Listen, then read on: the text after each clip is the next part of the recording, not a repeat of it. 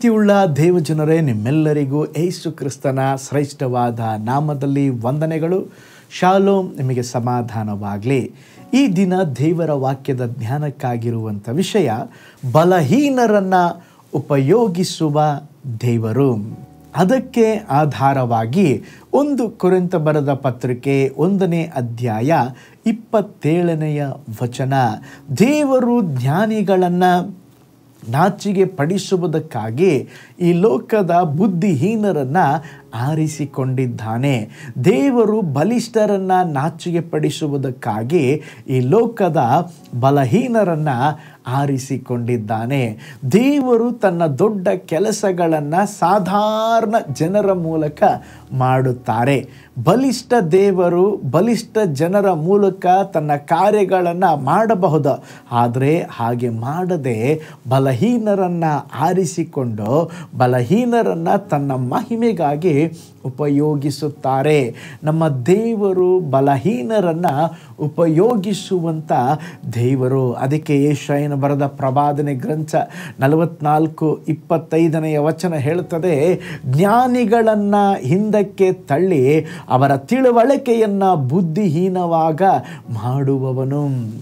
ಒಂದು ಸಾರಿ D.L. ಮೂಡಿ ಎಂಬಂಥ ಬೋಧಕರು ತಮ್ಮ ಪ್ರಸಂಗವನ್ನು ಮುಗಿಸಿ ವೇದಿಕೆಯಿಂದ ಕೆಳಗಿಳಿದರು. ಆಗ ಒಬ್ಬ ಇಂಗ್ಲಿಷ್ ಅಧ್ಯಾಪಕರು ಅವರನ್ನು ಭೇಟಿಯಾಗಿ, ನಿಮ್ಮ ಉಪದೇಶ ತುಂಬ ಚೆನ್ನಾಗಿದೆ, ಆದರೆ ನಿಮ್ಮ ಇಂಗ್ಲಿಷ್ ಗ್ರಾಮರ್ ತುಂಬ ಕೆಟ್ಟದಾಗಿದೆ ಎಂಬುದಾಗಿ ಹೇಳಿದರು. ತಕ್ಷಣ D.L. ಮೂಡಿಯವರು ನಗುತ್ತಾ, ನಾನು ನನ್ನ ಮೋಸವಾದ ಇಂಗ್ಲಿಷಿನಿಂದ ಎಷ್ಟೋ ಜನರನ್ನು ದೇವರ ಕಡೆಗೆ ನಡೆಸಿದ್ದೇನೆ. ಚೆನ್ನಾಗಿ ಇಂಗ್ಲಿಷ್ ಮಾತನಾಡಬಲ್ಲ ನೀವು ಎಷ್ಟು ಜನರನ್ನು ದೇವರ ಬಳಿಗೆ ಕರೆತಂದಿದ್ದೀರಿ ಎಂಬುದಾಗಿ ಕೇಳಿದನು. ತಕ್ಷಣ ಅವರು ತಲೆ ತಗ್ಗಿಸಿಕೊಂಡು ಹೊರಟು ಹೋದರು. ಏಕೆಂದರೆ ಅವರು ಏನು ಮಾಡ್ತಾ ಇರಲಿಲ್ಲ. D.L. ಮೂಡಿಯವರು ನಿಧನರಾದ ಕೂಡಲೇ ಅವರಿಂದ ಎಷ್ಟು ಜನ ಆಶೀರ್ವಾದ ಹೊಂದಿರುತ್ತಾರೋ ಎಂಬುದಾಗಿ ಪತ್ರ ಕಳುಹಿಸಲು ಒಂದು ಜಾಹೀರಾತು ನೀಡಿದರು. ಸುಮಾರು 5 ಲಕ್ಷ ಜನ D.L. ಮೂಡಿ ಬೋಧಕರ ಸಂದೇಶದ ಮೂಲಕ ಆಶೀರ್ವದಿಸಲ್ಪಟ್ಟಿದ್ದೇವೆ, ರಕ್ಷಿಸಲ್ಪಟ್ಟಿದ್ದೇವೆ ಎಂಬುದಾಗಿ ಪತ್ರ ಬರೆದಿದ್ದರು. ಪ್ರೀತಿಯುಳ್ಳ ದೇವಜನರೇ, ಈ ಸತ್ಯ ವೇದದಲ್ಲಿ ಕೂಡ ಇಸ್ರಾಯೇಲ್ ಜನರನ್ನು ಗುಲಾಮಗಿರಿಯಿಂದ ಬಿಡುಗಡೆ ಮಾಡಲು ದೇವರು ಮೋಶೆಯನ್ನು ಕರೆದಾಗ, ನಾನು ಮಂದ ನಾಲಿಗೆಯವನು, ವಾಕ್ಚಾತುರ್ಯವಿಲ್ಲದವನು ಎಂದು ಕಾರಣಗಳನ್ನು ನೆವಗಳನ್ನು ಹೇಳಿದರು. ಬಾಯನ್ನು ಉಂಟು ಮಾಡಿದವನು ನಾನಲ್ಲವೇ ಎಂಬುದಾಗಿ ದೇವರು ಅವನನ್ನು ಕರೆದು ಪ್ರೋತ್ಸಾಹಿಸಿ ಉಪಯೋಗಿಸಿದರು.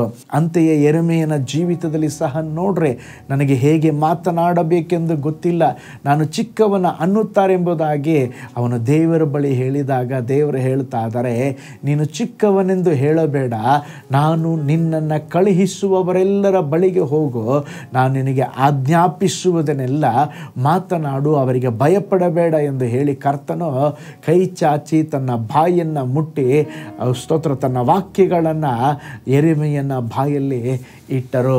ಈ ವಿಡಿಯೋ ವಾಚ್ ಮಾಡುತ್ತಾ ಇರುವ ಪ್ರೀತಿಯ ಸಹೋದರಿಗೆ, ಸಹೋದರನೇ, ನೀವು ಕೂಡ ನಿಮ್ಮ ಕುಟುಂಬದ ಬಡತನ ಮತ್ತು ಕೊರತೆಗಳ ಬಗ್ಗೆ ಯೋಚಿಸುತ್ತಿರಬಹುದು. ನನ್ನ ಸಂಸಾರವನ್ನು ನೋಡಿಕೊಳ್ಳಬೇಕೆಂಬಂಥ ಜವಾಬ್ದಾರಿ, ನನಗೆ ಶಿಕ್ಷಣದ ಕೊರತೆ, ಕೌಶಲ್ಯವಿಲ್ಲ, ಮಾತನಾಡಲು ಬರುವುದಿಲ್ಲ, ನಾನೇನು ಮಾಡಲಿ ಎಂಬುದಾಗಿ ಯೋಚಿಸುತ್ತಿರಬಹುದು. ಮೋಶೆ ಮತ್ತು ಯೆರೆಮೀಯನನ್ನು ಉಪಯೋಗಿಸಿದ ದೇವರು ನಿನ್ನನ್ನು ಉಪಯೋಗಿಸಲು ಅವರು ಶಕ್ತವಾಗಿದ್ದಾರೆ, ಸಿದ್ಧವಾಗಿದ್ದಾರೆ.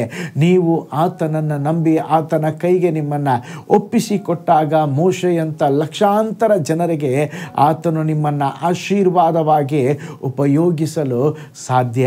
ಅವರನ್ನು ಆಶೀರ್ವದಿಸಲು ಮತ್ತು ಉಪಯೋಗಿಸಲು ಅಂಥ ಜನರನ್ನು ದೇವರು ಹುಡುಕುತ್ತಿದ್ದಾರೆ. ಹಾಗಾದರೆ ನೀವು ಆಶೀರ್ವಾದ ಹೊಂದಲು ಮತ್ತು ದೇವರಿಗಾಗಿ ಉಪಯೋಗವಾಗಲು ಸಿದ್ಧವಾಗಿದ್ದೀರಾ? ಸಿದ್ಧವಾಗಿದ್ದರೆ ನನ್ನೊಂದಿಗೆ ಕಣ್ಗಳನ್ನು ಮುಚ್ಚಿ ನಾವು ಪ್ರಾರ್ಥಿಸೋಣ. ಕರ್ತನೇ, ಯೇಸುವೇ, ಅಪ್ಪ ದೇವರೇ, ನೀವೆಲ್ಲವನ್ನು ನೋಡಿಕೊಳ್ಳುವಂಥ ದೇವರು ಅಪ್ಪ, ಈ ಹೊಸ ದಿನದಲ್ಲಿ ಕೂಡ ನೀವು ನಡೆಸಬೇಕೆಂಬುದಾಗಿ ನಾವು ಪ್ರಾರ್ಥಿಸ್ತೇವೆ. ಈ ದಿವಸಕ್ಕೆ ಬೇಕಾದ ಕೃಪೆಯನ್ನು, ಬಲವನ್ನು ನಿನ್ನ ಜನರಿಗೆ ಆಶೀರ್ವಾದ ಮಾಡಿರಿ.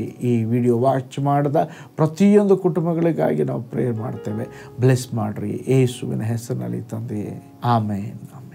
Praise the lord. ಹಾಗಾದರೆ ದೇವರು ಬಲಹೀನರನ್ನು ಉಪಯೋಗಿಸುವ ದೇವರು ನಿಮ್ಮನ್ನು ಉಪಯೋಗಿಸ್ತಾರೆ. ನಿಮ್ಮ ಬಲಹೀನತೆಯಲ್ಲೇ ದೇವರು ನಿಮ್ಮನ್ನು ಶಕ್ತವಾಗಿ ಉಪಯೋಗಿಸಲಿಕ್ಕಿದ್ದಾರೆ. ಕರ್ತನು ನಿಮ್ಮನ್ನು, ನಿಮ್ಮ ಕುಟುಂಬವನ್ನು ಬ್ಲೆಸ್ ಮಾಡಲಿ. ನಾಳೆ ಮತ್ತೊಂದು ದೈನಂದಿನ ಜ್ಞಾನದಲ್ಲಿ ನಾನು ನಿಮ್ಮನ್ನು ಸಂಧಿಸ್ತೇನೆ. ನಾನು ನಿಮ್ಮ ಪ್ರೀತಿಯ ಸೇವಕ pastor Paul Joy. God bless you.